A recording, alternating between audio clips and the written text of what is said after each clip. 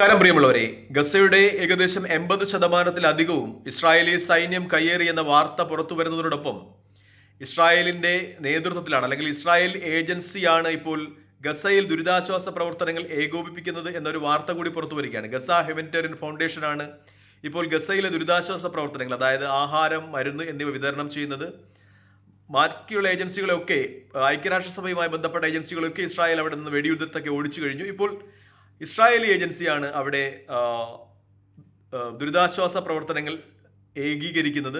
ഇതുമായി ബന്ധപ്പെട്ട് നേരത്തെ ഹമാസിന്റെ ഭാഗത്ത് നിന്ന് ആരോപണങ്ങൾ ഉണ്ടായിരുന്നതാണ്. പ്രത്യേകിച്ചും ഈ ഫൗണ്ടേഷൻ, ഗസ ഹ്യൂമനിറ്റേറിയൻ ഫൗണ്ടേഷൻ, ആഹാരം തേടി വരുന്നവരുടെ ബയോമെട്രിക് വിവരങ്ങൾ ശേഖരിക്കുന്നു. പ്രത്യേകിച്ചും അവരുടെ വിരലടയാളം, അതുപോലെ ഫേസ് ഡിറ്റക്ഷൻ ഒക്കെ സ്വീകരിക്കുന്നു. അതിനുശേഷമാണ് ആഹാരം നൽകുന്നത്. ഇത് ഇസ്രായേലി സൈന്യത്തിന് ഈ ഫൗണ്ടേഷൻ കൈമാറുകയും ഗസ നിവാസികളുടെ വംശീയ ഉന്മൂലീകരണത്തിന് വേണ്ടി അവർ ബയോമെട്രിക് വിവരങ്ങൾ ഉപയോഗിക്കുകയും ചെയ്യുന്നതായി ഹമാസിന്റെ ഭാഗത്ത് നിന്ന് ആരോപണങ്ങൾ ഉണ്ടായിരുന്നു. ഹമാസ് ഗസയിലെ നിവാസികൾക്ക് പരമാവധി ഇവരിൽ നിന്ന് ആഹാരങ്ങൾ സ്വീകരിക്കരുത് എന്ന് ഒരു മാർഗനിർദ്ദേശം നൽകുകയും ചെയ്തിരുന്നു. പക്ഷേ ഗസ കടുത്ത പട്ടിണിയിലാണ്, വല്ലാത്ത ബുദ്ധിമുട്ടിലാണ്. അതുകൊണ്ട് തന്നെ എവിടെ നിന്നും കിട്ടുന്ന ആഹാരം സ്വീകരിക്കുക മാത്രമേ അവർക്ക് നിർവാഹമുള്ളൂ. അതുകൊണ്ട് തന്നെ മിക്കപ്പോഴും ഈ ബയോമെട്രിക് വിവരങ്ങളും ഫേസ് ഡിറ്റക്ഷനും ഒക്കെ കൊടുത്ത് ഗസ ഹ്യൂമനിറ്റേറിയൻ ഫൗണ്ടേഷന്റെ കയ്യിൽ നിന്ന് ഗസ നിവാസികൾ ആഹാരം സ്വീകരിക്കുന്നു.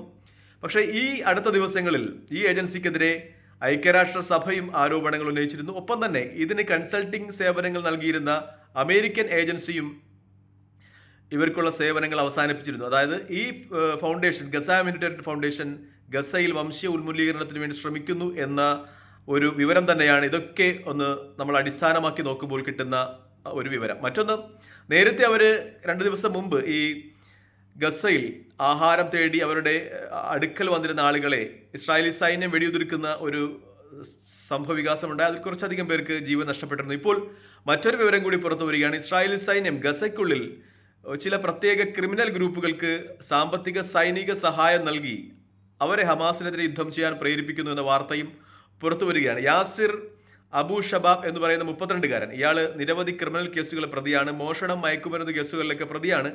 ഇയാളെ ഇപ്പോൾ റിക്രൂട്ട് ചെയ്ത് ഇയാളുടെ കീഴിൽ കുറച്ച് ആളുകളെയൊക്കെ തിരഞ്ഞെടുത്ത് അവർക്ക് സൈനികവും സാമ്പത്തികവുമായ സഹായങ്ങൾ നൽകി ഹമാസിനെതിരെ യുദ്ധം ചെയ്യുകയാണ് എന്ന വാർത്തയും മാധ്യമങ്ങൾ പുറത്തുവിടുകയാണ്.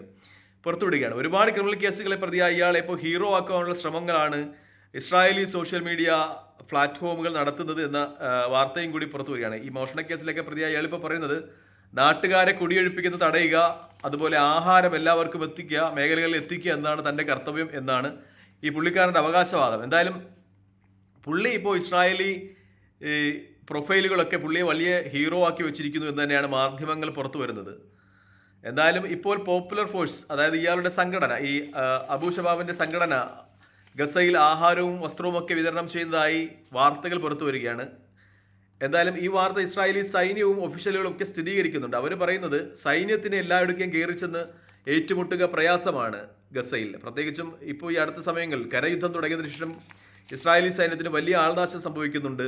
മിക്കപ്പോഴും ഈ ഹമാസിന്റെ ഗറില്ല യുദ്ധമുറകളിൽ ഒരുപാട് സൈനികർക്ക് ജീവഹാനി സംഭവിക്കുന്നുണ്ട്. പ്രത്യേകിച്ചും ഈ തുരങ്കങ്ങളും ബങ്കറുകളും ഒക്കെ കെട്ടിടങ്ങൾക്കുള്ളിലാണുള്ളത്. ആ കെട്ടിടങ്ങൾ തേടി പോകുന്ന ഇസ്രായേലി സൈനികർ അവിടെ വെച്ച് തന്നെ ഈ പൊട്ടിത്തെറിയുടെ സ്ഫോടനത്തിന്റെ ഫലമായി ജീവൻ നഷ്ടപ്പെടുന്ന ഒരവസ്ഥയുണ്ട്. കാരണം ഈ ഒഴിഞ്ഞ കെട്ടിടങ്ങളിലൊക്കെ ബങ്കറുകൾ ഉണ്ട് എന്ന് കരുതി ചെല്ലുന്ന ഇസ്രായേലി സൈനികരെ പുറത്തുനിന്ന് ഹമാസ് സൈനികർ ആക്രമിക്കുന്നു, അല്ലെങ്കിൽ ഈ കെട്ടിടത്തിനകത്ത് സ്ഥാപിച്ചിട്ടുള്ള സ്ഫോടക വസ്തുക്കൾ പൊട്ടിത്തെറിപ്പിക്കുന്നു. അങ്ങനെ ഒരുപാട് ഇസ്രായേലി സൈനികർക്ക് ജീവാപായം കൊണ്ടിട്ടുണ്ട്.